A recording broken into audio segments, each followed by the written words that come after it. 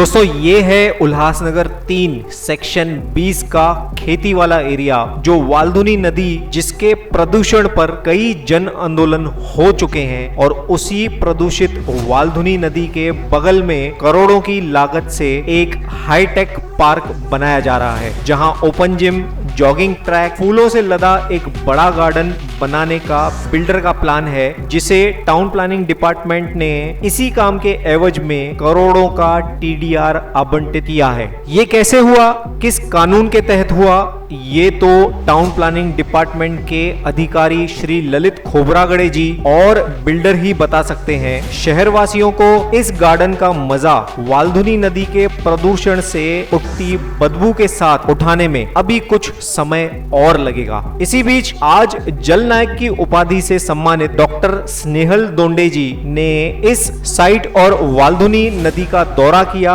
आइए सुनते हैं उनके विचार। लॉन है, प्ले वो साइड में बैठे और ऊपर के साइड में और प्ले इक्विपमेंट है और जिम इक्विपमेंट है, जिम में और गार्डनिंग का जो भी रहेगा ज्यादा तो इसका अभी फ्लड प्लेन का क्या है? जब तुम लोग एस्टिमेट कर रहे हो, नदी का फ्लड प्लेन कहाँ तक लिया है?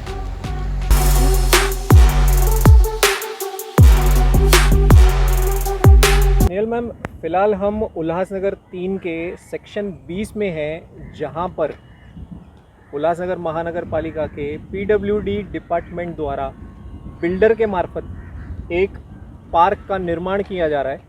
आप यहां पर आकर विजिट आज कॉरपोरेशन के लोगों के साथ में किए हैं, तो आप इसके बारे में बताइए कि आपने यहां पे क्या देखा है।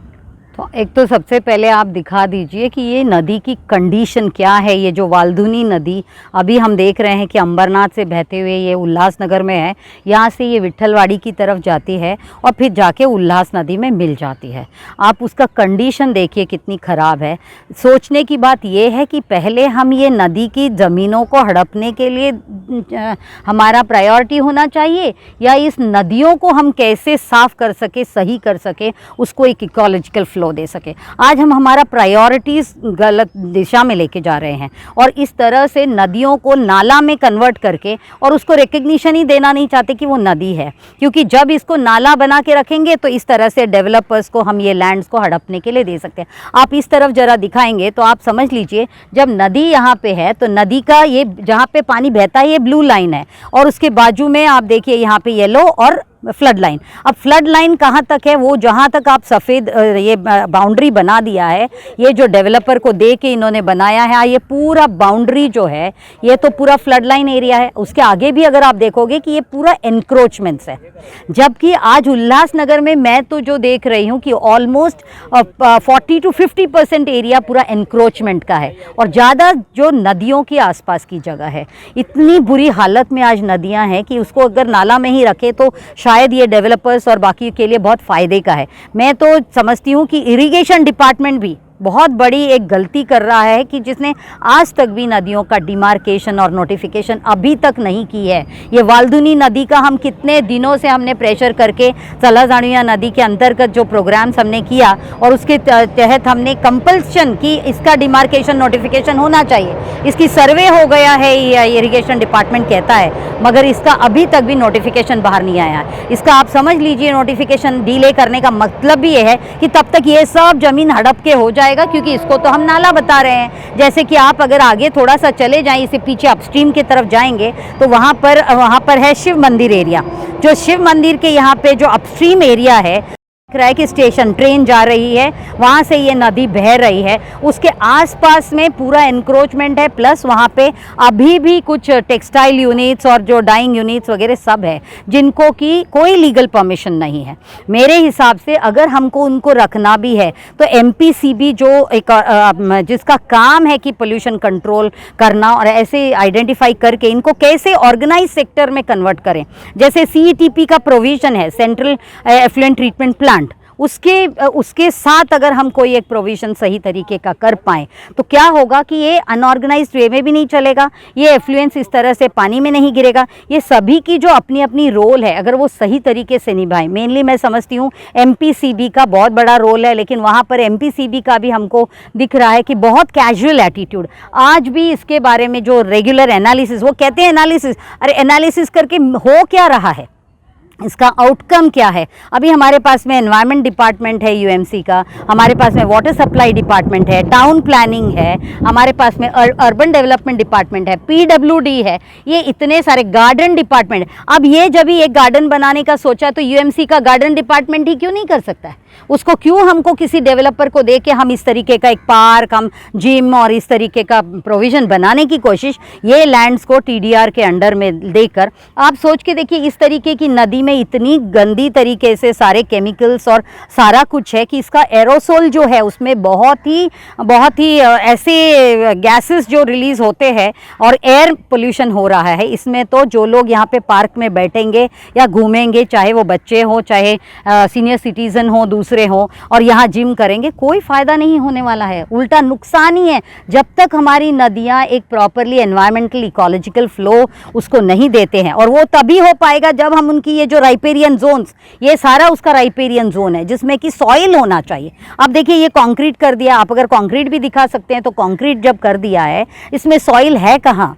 और बहुत ज़रूरी होता है कि इस पानी के जो माइक्रो ऑर्गेनिजम्स है और ये जो सॉइल में जो माइक्रो ऑर्गेनिजम्स होगा उसके सिम्फनी में जो बायोरिएक्टर, ये बायोरिएक्टर्स है, ये नदी जब हम कहते हैं या वाटर बॉडी कहते हैं, ये बायोरिएक्टर्स है जिसमें बायोलॉजिकल रिएक्शंस होते हैं। तो उसके लिए बहुत ज़रूरी होता है सॉइल का और इस पानी का मेल होना, सीवेज माइक्रोब्स और सॉइल माइक्रोब्स, तब जाके एक प्रॉपर ऑर्गेनिक डिग्रेडेशन या जो भी हम केमिकल डिग्रेडेशन, पेट्रोलियम प्रोडक्ट्स का डिग्रेडेशन, ये सब के लिए बहुत ज़रूरी है कि ये माइक्रोब्स को आइडेंटिफाई करना। और आज तो इतने सारे टूल्स आ गए, मेटाजिनोमिक्स के टूल्स हैं जिससे कि हम एक एक माइक्रो ऑर्गेनिजम्स को आइडेंटिफाई कर सकते हैं, उसका कंसोर्शियम बना सकते हैं, उसको अलग से हम कल्टिवेट करके उसका हम उपयोग कर सकते हैं जहाँ पे जिस ऑर्गेनिज्म की ज़रूरत है। मगर हम ये सब नहीं करके आप देखिए किस तरह से हम नदियों को मारते जा रहे हैं, बस इसको नाला बनाकर, नदी को नाला बनाकर। तो ये जो गलत तरीका है, और अभी ये टीडीआर के अंडर में जो आपको कहा ट्रांसफ़र डेवलपमेंट राइट्स के अंडर में ये डेवलपर्स को सर्टिफिकेट दे दिया जाता है, इसके बदले में वो कहीं पे भी कुछ भी अपना बिल्डिंग खड़ा करे या एफएसआई ले ले। वैसे ही अभी जो बताया थोड़ी देर पहले कि इसी नदी को अभी जो पॉलिटिकल, क्योंकि इलेक्शन अभी सर पर है तो पॉलिटिशियंस चाहते हैं कि मराठवाड़ा में पानी की कमतरता है तो उल्लास नदी में बहुत ज़्यादा पानी है, वो बताते हैं। अभी मैंने सुना कि जो केडीएमसी में हर रोज़ एक मोर्चा जा रहा है, लोगों को पानी मिल नहीं रहा है। केडीएमसी को तो उल्लास नदी का पानी का ही पूरा पंपिंग करके पानी दिया जाता है। अगर उनको पानी नहीं मिल रहा है तो कौन सा हम कह रहे हैं कि हमारे पास में एक्स्ट्रा पानी है? और अगर एक्स्ट्रा भी है, क्या हम इस जहरीले पानी को गोदावरी में ले जाने के लिए हम करना चाहिए और फिर इसको मराठवाड़ा? क्योंकि एक हम समझना है कि नदियों की अपनी एक कैरेक्टरिस्टिक्स है, उसका एक बायोलॉजिकल फॉर्म है, उसका एक इकोलॉजिकल सिस्टम है जिसको कि हम साइंस के दायरे में रख के नहीं। और अभी कुछ 62 करोड़ का अभी फंड को अप्रूव किया गया है जिसमें कि इसका पूरा सर्वे होगा कि पानी को किस तरह से मराठवाड़ा पहुंचाया जाए। लेकिन आप एक बात समझ लीजिए, ये जब इस तरीके का जब डीपीआर बनता है या सर्वे होता है, ये इंजीनियर्स कर रहे हैं, इसमें कोई बायोलॉजिस्ट नहीं है, इसमें कोई रिवर एक्सपर्ट नहीं है, इसमें कोई ऐसा एक्सपर्ट्स को लेते नहीं है जो कि उनको इस तरीके का इनपुट बता सके। आज मुझे पता है कि अभी आईआईटीज़ को ले लेंगे, नीरी के लोगों को ले लेंगे, ये सारे इंजीनियर्स ये सबको स्टडी करते हैं, अप्रूव कर देते हैं। क्योंकि ये उसका एक एग्जाम्पल ऐसा है कि 20 नदियों को ऑलरेडी अप्रूवल मिली हुई है और अभी उसका डीपीआर चल रहा है। एक जो है विदर्भ में ऑलरेडी पेनगंगा वेनगंगा के नाम पे तापी नदी पे उसको पानी को ले जाके विदर्भ के तरफ ले जाने का अप्रूवल और काम भी शुरू हो गया। तो जब एक शुरुआत हुई है इसका मतलब बाकी भी ऐसे होते जाएंगे। लेकिन आप सोचिए अगर यहाँ का नदी को आप कहीं और, तो यहाँ का भी तो ग्राउंड वाटर अफेक्ट होएगा, यहाँ के जो छोटे छोटे ट्रिब्यूटरीज कॉन्ट्रीब्यूटरीज है वो सब भी अफेक्टेड हो जाएंगे। तो ड्राई एरियाज ऐसे ही अभी जो हम देखते हैं कि ये सब सीजनल बन चुकी है हमारी नदियाँ, ये सब खाली इसको हम बहाव दे रहे हैं, सारा हमारा सीवेज ट्रीटमेंट प्लांट्स का जो हम ट्रीटेड वाटर को छोड़ रहे हैं। मैं खड़ी हूँ यहाँ पर 75 MLD कहते हैं जनरेशन ऑफ सीवेज है।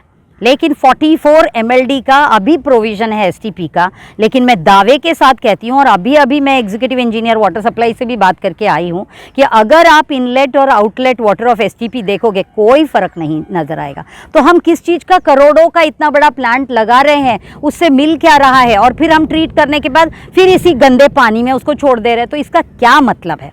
हमारे पास ना वाटर ट्रीटमेंट का, ट्रीटेड वाटर का मैनेजमेंट का कोई हमारे पास में हमने कोई स्ट्रैटेजी बनाई है, ना ही हमने किसी भी तरीके का स्लज डिस्पोजल। अभी तो बहुत ही आश्चर्यजनक रिविलेशन अभी पता चला कि हमारे जो यहाँ पे 4 STPs है उसके कोई स्लज जनरेशन है ही नहीं, क्योंकि इसका मतलब ये समझा जा रहा है कि उसका फंक्शनिंग ही प्रॉपर नहीं है, क्योंकि इसीलिए इतने सालों से अभी तक डिस्पोजल का नहीं हुआ। जो अभी पाइपलाइंस, गटर के पाइपलाइंस डालने की जो इतनी बड़ी करोड़ों की, सैकड़ों करोड़ों की जो परियोजना चल रही है, तो उसकी वर्किंग का क्या, अगर STPs ही वर्केबल फंक्शनिंग नहीं है? तो यही आपने देखा कि हमने अभी अभी मिस्टर बुड़गे को यही क्वेश्चन किया कि अभी जो इतना करोड़ों का सैंक्शन हुआ है अमाउंट, और ये पाइपलाइन बिछाया जा रहा है ड्रेनेज को अल्टरनेट, ये अच्छी बात है कि हम रिप्लेसमेंट का सोच रहे हैं, ये बहुत अच्छी बात है, क्योंकि अभी हमको करोड़ों का फंड आया है और हर बारी जब फंड आता है तो उसमें कुछ ना कुछ करप्शन होता रहता है। इसीलिए हमने सबसे पहले क्वेश्चन तो जो पाइपलाइन की है, जो पाइप उन्होंने जो सिलेक्ट किया है जिसका, उसका भी पूरी तरह से जांच होना चाहिए, क्योंकि ये जो सीवेज है इसमें तो एसिड प्रोडक्शन बहुत ज़्यादा होता है, बहुत ज़्यादा, मतलब इसके लिए जो पाइप है, और फिर जब पाइप डाला जाएगा, ये सब प्लास्टिक बेस है या जो बेस है इस पाइप्स का, जिसको कि रोडेंट्स खाते हैं, रोडेंट प्रोटेक्शन का भी, तो ये सब का कुछ नहीं।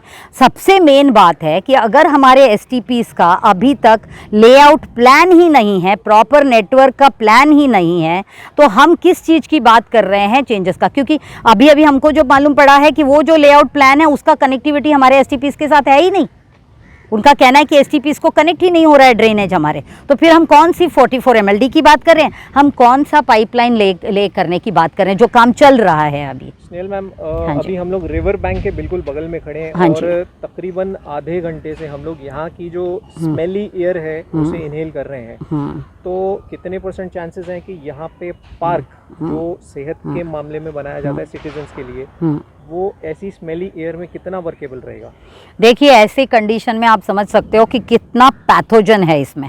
अभी अभी हम लोग कोविड से गुजरे हैं सब, और अल्टीमेटली यही जो प्रूफ हुआ है कि ये सीवेज से ही कोविड का जनरेशन हुआ है।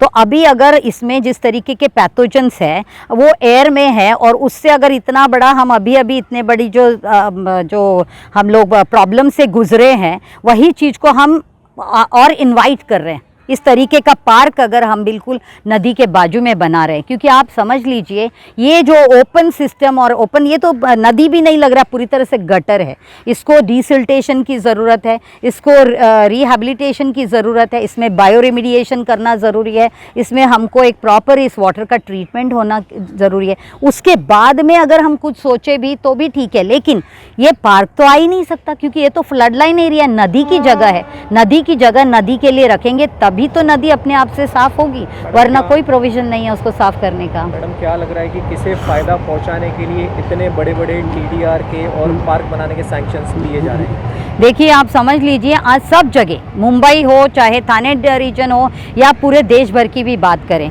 सारा जो बिल्डर लॉबी है उनको प्रायोरिटी देते हुए, क्योंकि ये जो ऑफिस है ये बिल्डर्स की तरफ का ऑफिस है कि उन्होंने इसके बदले में कोई चीज़ मांगा, और वो पहले डिसाइड होता है कि क्या देना है और बाद में ये सब चीज़ों का अप्रूवल होता है। तो ये इस तरीके का ये जो सिस्टम चल रहा है कि खाली हम इंफ्रास्ट्रक्चर डेवलपमेंट की बात कर रहे हैं, हम कंक्रीट सीमेंट की बात कर रहे हैं, हम इस तरीके का कोई फैसिलिटीज़ की बात कर रहे हैं, लेकिन हम इग्नोर टोटली नदियों को कर रहे हैं, सॉइल को कर रहे हैं, हम एयर को कर रहे हैं। मैडम, आपके NGO के द्वारा आज जो आपने देखा, इसके मामले में आपका क्या एक्शन प्लान होगा आगे? देखिए, ऑलरेडी मैं यहाँ आने से पहले कमिश्नर जो मिस्टर ढाकने, अभी नए कमिश्नर आए हैं UMC के, उनसे मैंने हर एक मुद्दे पे जो अभी आपको मेंशन किया, हर एक मुद्दे पे उनसे चर्चा की है। साथ साथ उनको सारा जो हम पहले एक डिकेड से ऑलमोस्ट इस सब के ऊपर काम कर रहे हैं, उनको ये तक बताया कि हमने ऐसे बहुत सारी मीटिंग्स किए, लेकिन उसका आउटकम कुछ नज़र नहीं आ रहा है, 1% का नहीं। उल्टा आपने देखा कि जिस तरह से STP के मामले में अभी पता चला कि उसका तो कनेक्शन ही नहीं है STP के साथ में, और हम कितना 11 करोड़ का हम उसमें ऑपरेशन एंड मेंटेनेंस के लिए हम खर्चा कर रहे हैं। तो हम क्या कर रहे हैं? तो इसीलिए हमने पहले ही अभी ढाकणे जी से बात की है, वो अभी नए आए हैं, उनको भी समझना ज़रूरी है, वो भी अभी विज़िट कर रहे हैं। लेकिन एक पॉजिटिव रेस्पॉन्स उनके तरफ से है कि उन्होंने कहा कि आप और हम साथ में मिलके, पहली बारी हम सुन रहे हैं कि जिन्होंने कहा हम आपके साथ मिलके काम करना चाहते हैं, आप हमको मार्गदर्शन कीजिए, हम लोग इस पे काम करेंगे। और साइंस को समझने के लिए वो बहुत ही पॉजिटिव नज़र आए, क्योंकि जब तक हम लोग साइंस ठीक से नहीं समझेंगे तब तक हम ये जो इंजीनियरिंग और टेक्नोलॉजी की ही बातें करेंगे और इसी तरीके का हम फिर गलत तरीके का काम को अंजाम देते रहेंगे। मैडम, ऐसे कामों में जो उल्लासनगर के सिटीजन्स को डायरेक्टली इनडायरेक्टली इम्पैक्ट पड़ रहा है पैसों और हेल्थ के मामले में, उन्हें आप एक क्या संदेश देना चाहेंगे? देखिए, ये कॉन्सिक्वेंसेस तो बहुत ही ख़राब है अभी की, जिस तरह से जो कंडीशन है। बहुत ज़रूरी है कि सभी को एक स्टूवर्डशिप का रोल निभाना है, रिस्पॉन्सिबिलिटी लेनी है, अपनी ओनरशिप रखना है। जिसमें देखिए अभी बारिश हो रही है यहाँ पर अचानक से, इतना कभी भी बारिश हो जा रही है, इरेटिक रेन्स, और ये सब का मतलब ही है कि कितना प्रदूषण है पूरे वातावरण में। और इसीलिए हर एक नागरिक को आगे आना है, हर एक नागरिक को अपनी रिस्पॉन्सिबिलिटी निभानी चाहिए, क्योंकि आज पब्लिक का हेल्थ बहुत बड़ा रिस्क पे है। दोस्तों, टाउन प्लानिंग डिपार्टमेंट ने TDR की ऐसी रेवड़ियां क्यों और कैसे बांटी, इसकी जांच जरूर होनी चाहिए। वह शहर के अन्य गार्डन व प्लेग्राउंड की अनदेखी कर सिर्फ बिल्डरों को फायदा पहुंचाने वाले कामों को करने से उन्हें बाज आना चाहिए। उम्मीद है नवनियुक्त और डैशिंग आयुक्त श्री विकास ढाकणे जी टाउन प्लानिंग डिपार्टमेंट से इस TDR के संबंध में जरूर चर्चा करेंगे। इसी TDR के आवंटन की अगली कड़ी को देखने के लिए देखते रहिए और जुड़े रहिए सिटी उल्लास लाइव के साथ। धन्यवाद।